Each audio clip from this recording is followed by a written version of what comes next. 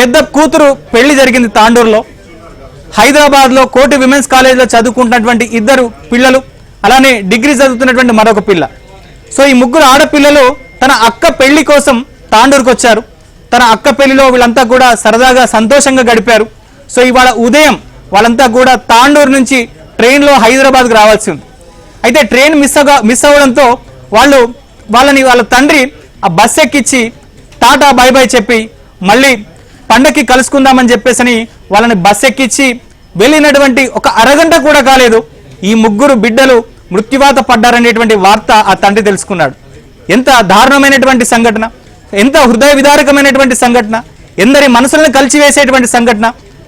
అక్క పెళ్లి కోసం వచ్చి సంతోషంగా గడిపి ఒకే కుటుంబానికి సంబంధించినటువంటి 4 ఆడపిల్లలుంటే తండ్రికి పెద్ద కూతురు వివాహం చేశారు.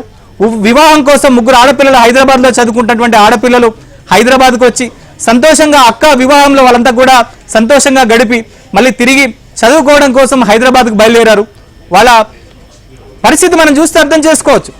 ట్రైన్లో వెళ్లాల్సినటువంటి ఈ 3 పిల్లలు ట్రైన్ మిస్ కావడంతో వాళ్ళు బస్సులో వెళ్ళారు. తండ్రి ఈ ముగ్గురికి కూడా వీడ్కోలు పలికి ఇంటికి వెళ్ళాడో లేదో.